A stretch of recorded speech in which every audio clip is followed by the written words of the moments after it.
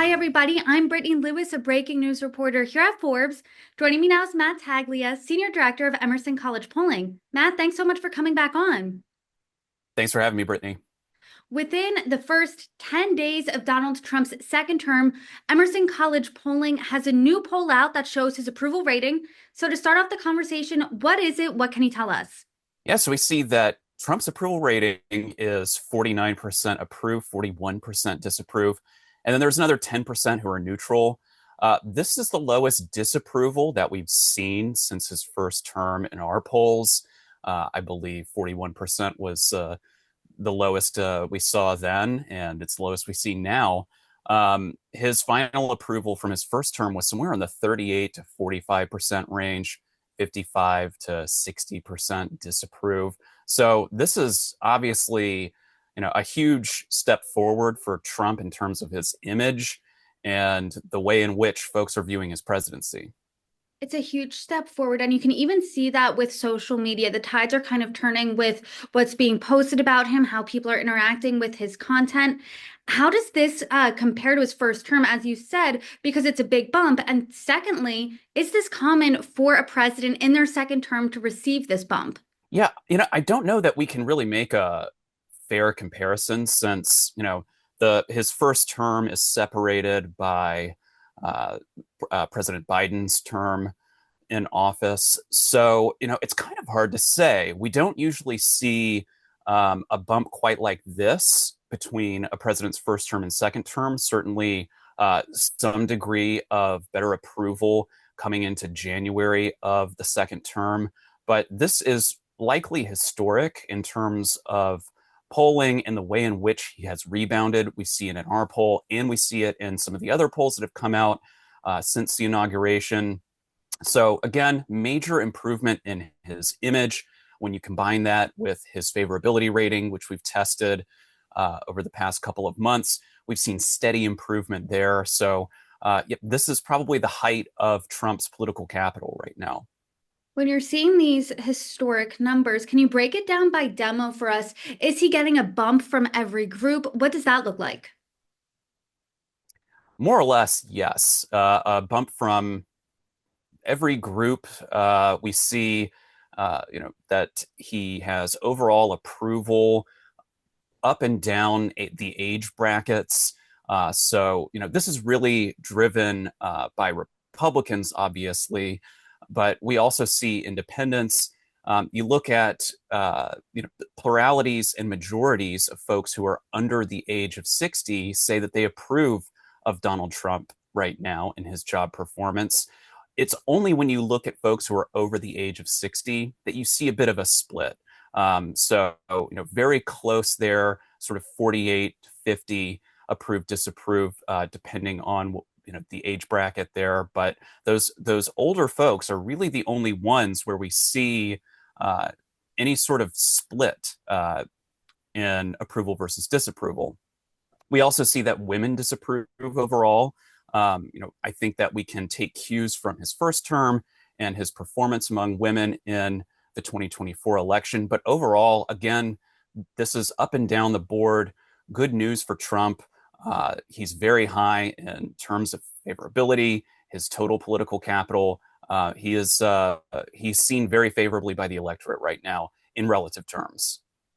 Really interesting because when we saw him get sworn in on Monday, pretty much directly after, he started immediately signing just a flurry of executive actions. His administration wasted no time, really hit the ground running there. And a lot of them, people felt that, hey, he's following through on his campaign promises. This is what he campaigned on. This is what he's doing. So 10 days into his second term, do voters feel that the country's on the right track? What does that look like? Yeah, overall, we see that 52% say that the country is headed in the right direction versus 48% who say it's on the wrong track. This is a total switch from when we pulled this just earlier this month, and it's mainly driven by Republicans here. We see 87% now say that the country is headed in the right direction since the inauguration.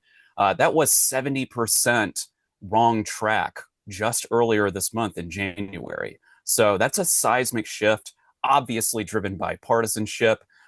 Independents still say that the country is on the wrong track, but that has decreased significantly. 53% versus 69% early in January. And then obviously, overall, Democrats now say that the country is headed on the wrong track. So, again, very much tied to partisanship here, but there's been a major shift for sure since the inauguration. Obviously, the big thing that has happened since you asked voters that question in the beginning of January to now is that the presidency has changed. It was Biden when you first asked the question. Now it's Trump. In your polling experience, have you ever seen what you have described as this really seismic shift? Yeah, you do see these shifts. I think that this is much more pronounced. Obviously, President Trump has been at least a bit of a polarizing figure. We saw that in the 2016 election. We saw that in 2020. We saw it in 2024. For a lot of folks, you either love him or you hate him. We're starting to see that sort of break down a bit. We're seeing independents move towards him. We're seeing young people move a little bit towards him. Again, his image has changed pretty significantly. Yes, there have been several executive actions, executive orders since his inauguration and even the day of and day after his inauguration. So I'm sure that all of that has influenced this. As far as historic numbers, I don't know that we've ever really seen such a change in terms of how folks think the country is going. Again, very much tied to partisanship, but this is certainly a major shift, and it does speak to how polarized the parties are these days. I was really grateful and continue to be grateful for all of our conversations leading up to the 2024 election. But we talked really at length at the major issues facing voters, and those issues were the economy, immigration, and the infancy of Donald Trump's second term. Are those still the major issues? They are, of course. I don't expect that we'll see that trend changing significantly anytime soon. So 35% say that the economy is their top issue, 16% for immigration, and then threats to democracy has ticked up a little bit to 15%. So, look, breaking that down a bit, all parties say that the economy is their top issue. That's not surprising. We've talked about that at length leading up to the election and since then. What is interesting is that even just since earlier this month, a quarter of Democrats now say that threats to democracy is their top concern. That was about 17% when we polled that in early January. So we do see a rise there.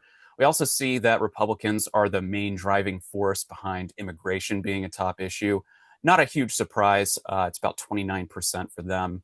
So, I don't think there's a lot of surprises here in terms of the issues, but I did want to flag that Democratic issue, which seemed like it was receding quite a bit, but since the inauguration, that has changed. In Donald Trump's first term, immigration was a huge issue. Now, in his second term, and he campaigned on this immigration and border security. Last week, his first week, he had a swath of executive orders surrounding immigration. We have seen tighter actions with ICE, things like that. And one of the most controversial executive orders he signed had to do with birthright citizenship and changing the definition there. That's already faced legal challenges. But what do voters think about that?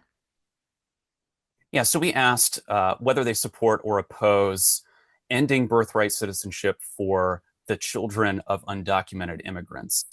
And we see that a plurality do support this, 45% versus 37% opposed. And then another 19% are neutral or don't necessarily have an opinion one way or the other. Uh, we see that a majority of Republicans are in support of this policy, 69%, only 25% of Democrats, 38% of independents. And that support scales with age. So the older you are, the more likely you are to say that you agree with this policy. So, I would not call this a consensus. We do see that a plurality of Hispanic voters are also opposed to this. That's a large block of folks in the country who may be affected by this policy. So again, I don't think that this is really a consensus. We do see plurality support, but if you look a little bit deeper, there's quite a bit of opposition here. What about finding a pathway to citizenship for undocumented immigrants? Is that something voters agree with? What does that look like? Yeah, this is a little bit different. Folks overall support this. A majority, 56%, say that they support a pathway to citizenship for undocumented immigrants. 24% oppose. We see a large majority of Democrats in support, a majority of independents, and even a plurality of Republicans support this policy. Now, obviously, we didn't specify any of the particulars of this policy. This is just a general idea. But nevertheless, 46% of Republicans are in support of some sort of pathway to citizenship for these undocumented immigrants. And, as you might expect, Hispanic voters support as well, 63%, and majorities of white and black voters also support the policy. So, unlike some of these other executive orders, this hypothetical policy, this pathway, this gains majority support across the electorate and across ideology. We've seen highly publicized ICE raids in cities around the country over the past week. Border czar Tom Homan said that this administration is, quote, sending a strong signal to the world, our borders closed. When you asked voters specifically about ICE being more aggressive, how did they feel about that?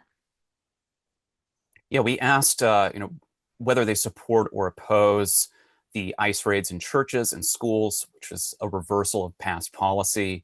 45% say that they oppose, 42% say they support. So we see a little bit of a split here.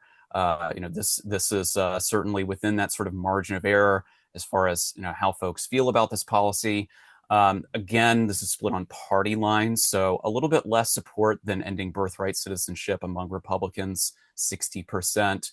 Only 18% of Democrats support this, though, 37% among independents. Again, that support sort of scales with age. You see a little bit higher support among folks who are middle-aged or older.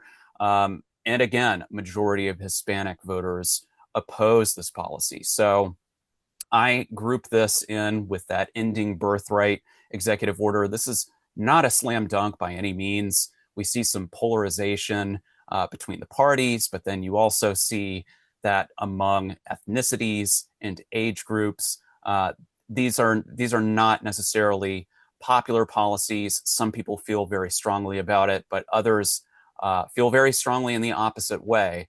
Certainly not a slam dunk. And we can see that in the numbers here. I want to make a totally left turn here and now talk about the Super Bowl. Some numbers I can be a little biased in because I am from the Philadelphia area. We are seeing a 2023 rematch between the Kansas City Chiefs and the Philadelphia Eagles. Who do voters want to win? Yeah, and you'll be happy to hear that 35% of voters are rooting for the Eagles, while 29% are rooting for the Chiefs. And hey, this is one of the few things that both Harris voters and Trump voters can agree on. Both of them narrowly prefer the Eagles to the Chiefs.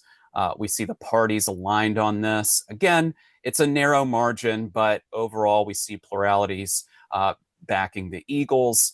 And, there's some regional variation there with folks in the Northeast, obviously a little bit more supportive of the Eagles and folks in the Midwest for the Chiefs. But yeah, if there's at least one thing that we can agree on and come together on, putting politics aside for the Super Bowl.